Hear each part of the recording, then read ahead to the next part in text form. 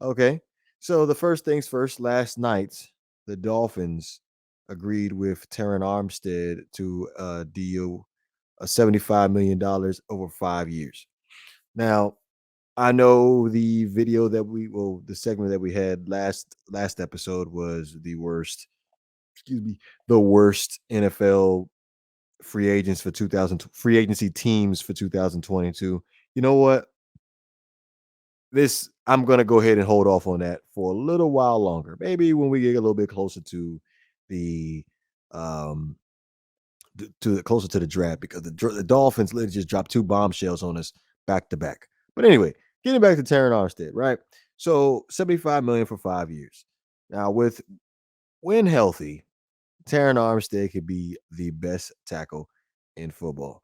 Now, he's missed 11 games over the past two seasons, and going into this offseason, he underwent knee surgery. So there's a concern there with the Miami Dolphins possibly not even be able to have him at the beginning of the 2022 season. Now, again, the Dolphins free agency has been extremely underwhelming until up to this point. I at this point I'm going to go ahead and move up with just this move alone. I'm going to go ahead and move the Dolphins free agency up to about a C plus with this move.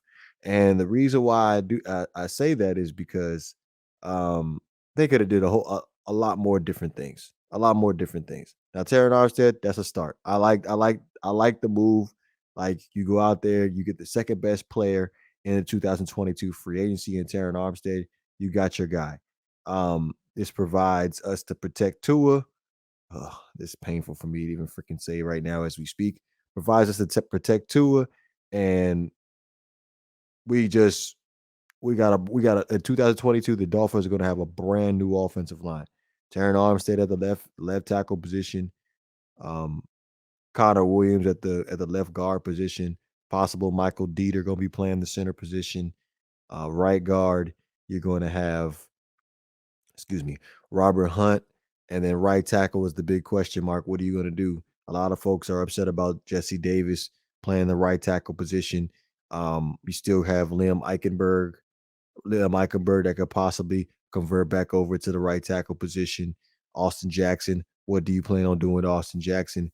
Like, that's the biggest question mark, if we're being completely honest with each other, is Austin Jackson. Now, considering the fact that in 2008, 2020, he was a first round draft pick, the 18th overall, if I'm not mistaken, for the Miami Dolphins, which back then, when we ended up making the move, I was sitting there scratching. Well, at the fifth pick, I wanted the Dolphins to draft offensive lineman anyway. I didn't want them to draft Tua.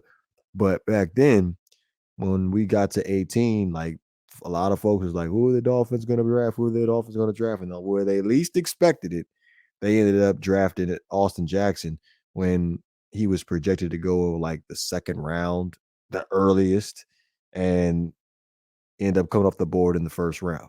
So that was a pause for concern.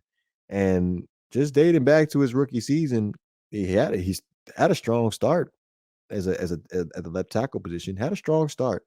And then injuries plagued him uh through the second half of the 2020 season, and he just couldn't get back to it in the 2021 season. So at this, I'm seriously looking at it right now. Is it possible he could play the right tackle position? Are the Dolphins going to trade him? What are they going to do with Austin Jackson? So that's probably the biggest question mark for the Dolphins moving forward. Now, Quinte brought up an interesting point. We was sitting down, we was talking in the private chat about Terron Armstead. Yes, we like Terron Armstead, but at the end of the day, he doesn't exactly protect to his blind side. To his blind side is the right side, considering that two is as a left-handed quarterback. So we would probably prefer Leo Collins because of the fact that he's more durable than Terron Armstead, and also because of the fact that he's a right tackle. He can play on the right side, protect to his blind side. Now, the first thing that popped in my mind when we ended up signing Terron Armstead was the fact he might be somewhere.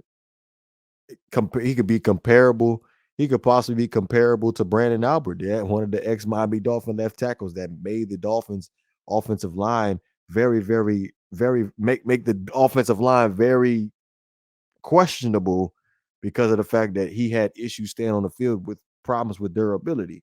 So hopefully we can breathe a sigh of relief with Terron Armstead coming in, and he can stay healthy with the Dolphins, and we can hopefully we can make that push this year. Now, Nah, for the bay. Nah, for the bay. We don't care what you said. Nah, for the bay. Nah, for the bay. Nah, for the bay. We ain't hearing what you said. Nah, for the bay. Fire!